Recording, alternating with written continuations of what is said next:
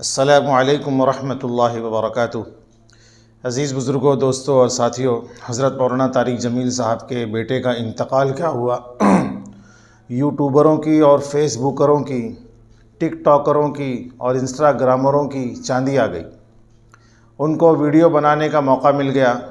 जो मौलाना के मुखालिफिन थे, जो मौलाना से बुग़्ज़ रखते थे, मौलाना से हसद रखते थे, उन लोगों ने तो टैग लगा कर, थंबनेल लगा कर एक वीडियो बनाना शुरू कर दिया कि मौलाना के बेटे ने ख़ुदकुशी कर ली।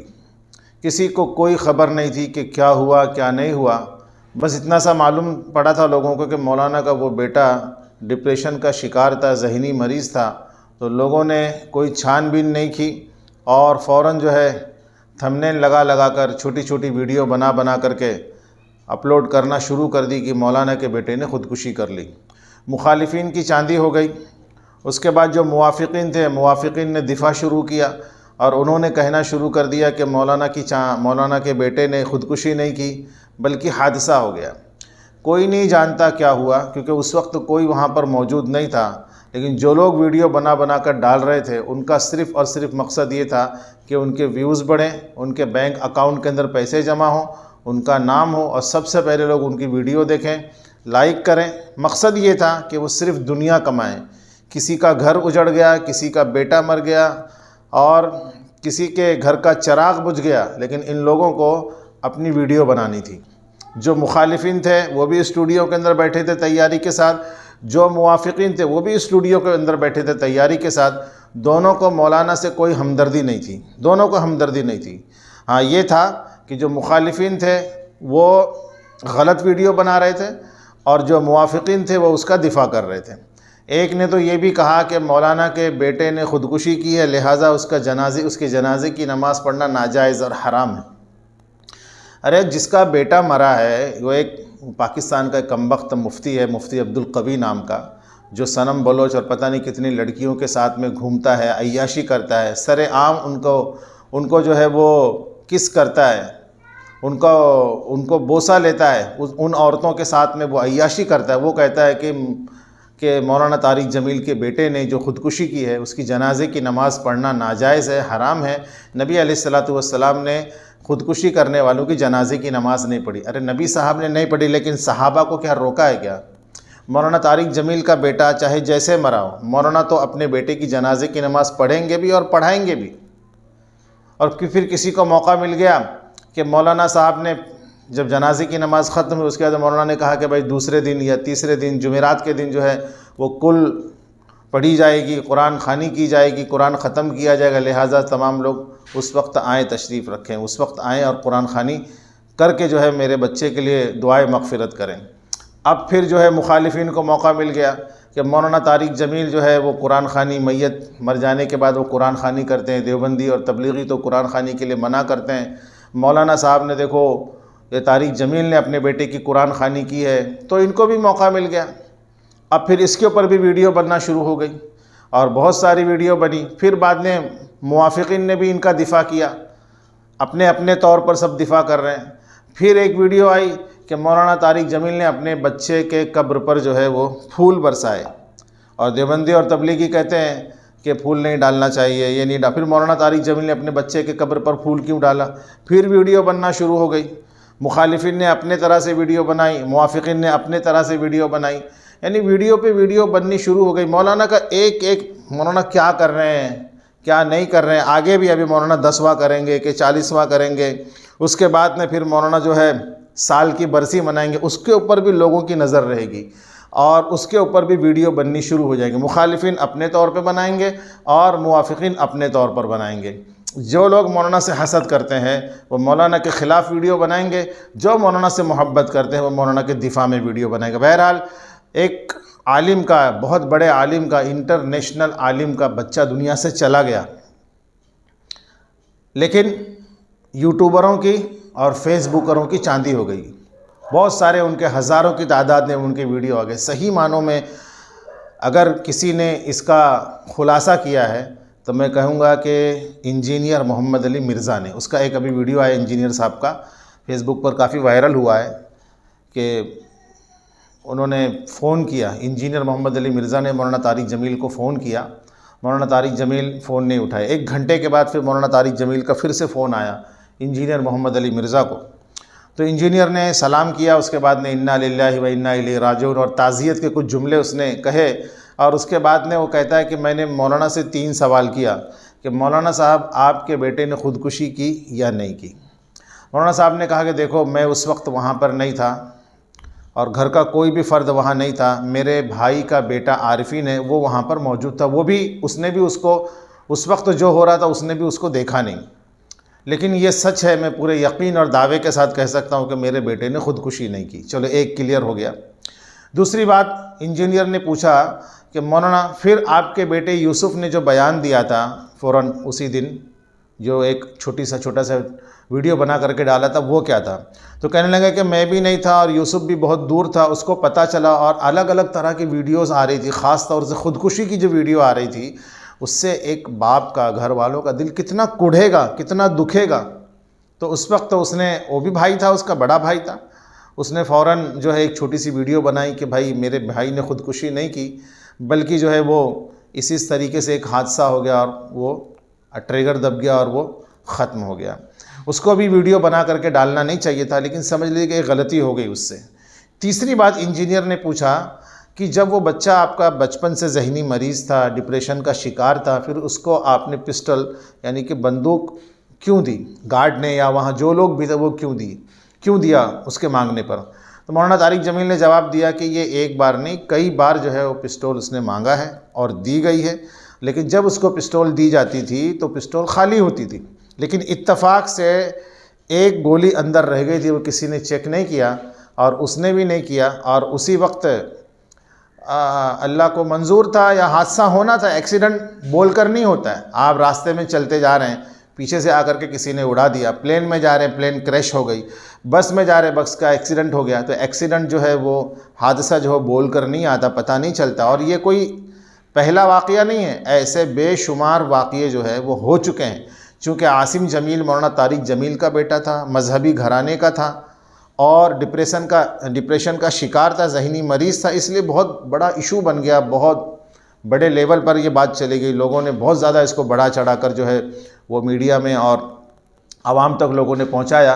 लेकिन ये एक इत्तफाक था, इत्तफाक से गलती से वो ट्रिगर दब गया और सीने पर उसकी गोली लगी और आसिम जमील दुनिया से चला गया। अगर उसको मरना होता, देखो कोई भी आदमी जब मरता है ना, ख़ुदकुशी करता है तो अपने सर में जो है गोली मारता है, उसके सीने पर गोली लगी थी। तो ये मौलाना ने कहा कि ये ख़ुदकुशी नहीं है, ये हादसा है। अब मौलाना ने बात कह दी, घर के बाप ने, बड़े ने बात बता दी, तो हमको क्या करना चाहिए? यहीं पे मैटर को क्लोज़ कर देना चाहिए। लेकिन नहीं, लोग बाल की खाल निकालने आ रहे हैं कि मजहबी घराना था जो लोगों को जहन और सुकून बांटता था, उसके घर में कैसी ये बेसुकूनी वाली बात हो गई, कैसे उसके घर में ख़ुदकुशी हो गई और कैसे जो है एक लड़का ख़ुदकुशी करके दुनिया से चला गया। तो ये कोई बड़ी बात नहीं है। डॉक्टर लोग भी जो होते हैं ना, जो हार्ट का जो इलाज करते हैं, उनको भी हार्ट अटैक आ जाता है। हाँ, बहुत सारे वकील जो है जो लोगों को कैदियों को छुड़ाते हैं, वो बाज़ मरतबा ख़ुद जो है फंस जाते हैं। हाँ, तो ये कोई ऐसी बात नहीं है। मजहबी घराने के अंदर भी लोग जो है जहनी मरीज़ होते हैं, किसी की बीवी जहनी मरीज़ होती है, किसी का बच्चा जहनी मरीज़ होता है। क्या बताओ, नूह अलैहिस्सलाम और लूत अलैहिस्सलाम इतने बड़े पैगंबर थे, क्या उनके घर में उनकी ये दोनों की बीवियां, कुरान में जिनका जिक्र है, ये नाफरमान नहीं थी? तो ये सवाल ही नहीं होता सवाल करने का। हाँ, ये पूछने का कोई तुक ही नहीं होता है। और उस बच्चे का इलाज चल रहा था।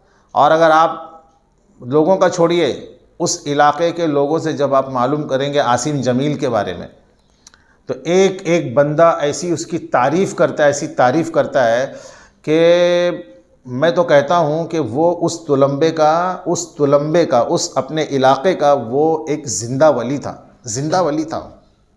वो पागल नहीं था, अल्लाह की मोहब्बत में दीवाना था। एक ने तो अभी बेवकूफ़ ने, मौलाना तारिक जमील ने जब कफन दफन हो गया, उसके बाद मौलाना तारिक जमील ने अपने बेटे की कुछ बात बताई कि मेरा बेटा बड़ा प्यारा था, वो पढ़ा लिखा नहीं था, उसको पढ़ने लिखने का ना शौक़ था और ना ही पढ़ना लिखना वो जानता था, क्योंकि वो मरीज़ था, जाहिर सी बात है उसका शौक़ ही नहीं था। लेकिन वो बहुत ही नेक लड़का था, बोले बहुत ही नेक लड़का था। कहता था, बाबा मुझे तो दुनिया में नहीं रहना है, मुझे तो अल्लाह के पास जाना है, क्या मैं मर जाऊंगा तो अल्लाह मुझे मिलेगा, क्या जन्नत मुझे मिलेगी। ये मौलाना तारिक जमील ने बड़ी दर्द के साथ में इस बात को बयान किया। लेकिन इसी चीज़ को एक आलिम ने, बरेली आलिम, यार ये बरेली ना बड़े शैतान किस्म के होते हैं कुछ लोग, सभी नहीं। ये बरेली आलिम ने मौलाना तारिक जमील के उस बात की एक्टिंग की है भरे दरबार में, भरे सब लोगों के सामने। मैंने वहाँ पर देखा कुछ लोग, आलिम लोगों के भी चेहरे ना, उसके उस आलिम की, उस आलिम, उसको आलिम ने, उसको तो जाहिल बोलना चाहिए, नालायक को।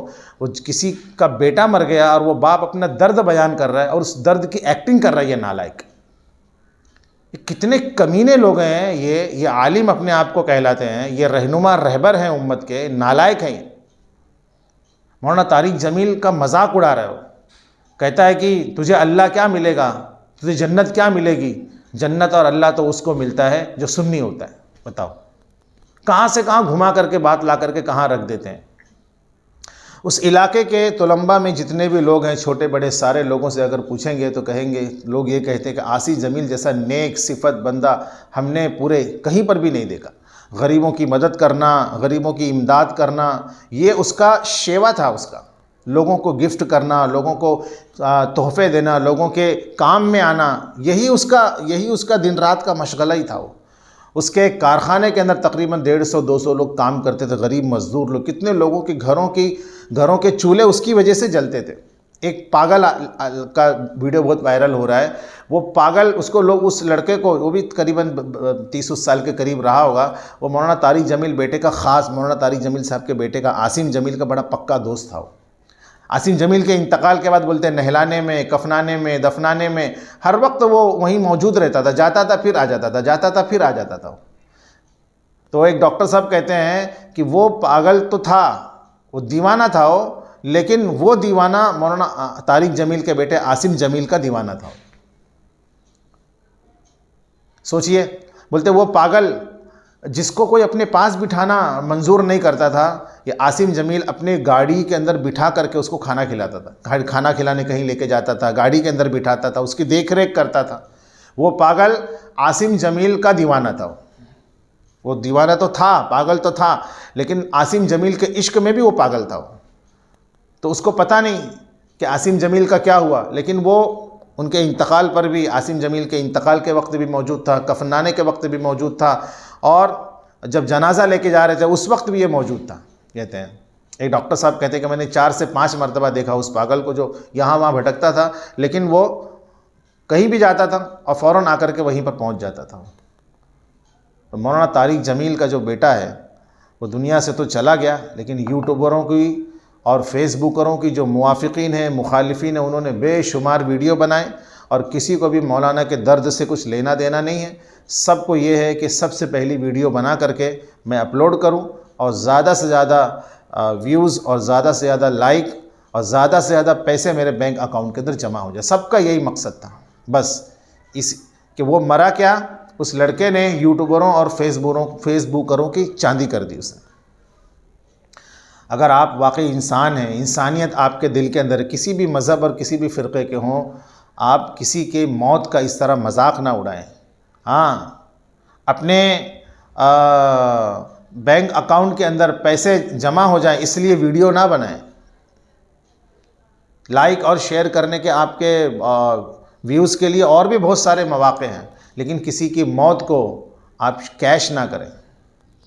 आप अगर ऐसा करते हैं तो आप आलिम हो, जाहिल हो, कोई हो, किसी फ़िरक़े को हो, आप इंसान नहीं हैं, आप मुसलमान नहीं। लिहाजा मौलाना के गम में आप शरीक हो, किसी को कोई जवाब देने की ज़रूरत नहीं है। मौलाना ने जवाब दे दिया है, जवाब दे रहे हो, किसी को जवाब देने की ज़रूरत। जो मुखालिफिन वीडियो बनाते हैं उनको बनाने दीजिए, आपको कोई दिफा में वीडियो बनाने की ज़रूरत नहीं है। व आखिर दावाना अनिल हम्दुलिल्लाहि रब्बिल आलमीन। अस्सलामु अलैकुम व रहमतुल्लाहि व बरकातुहू।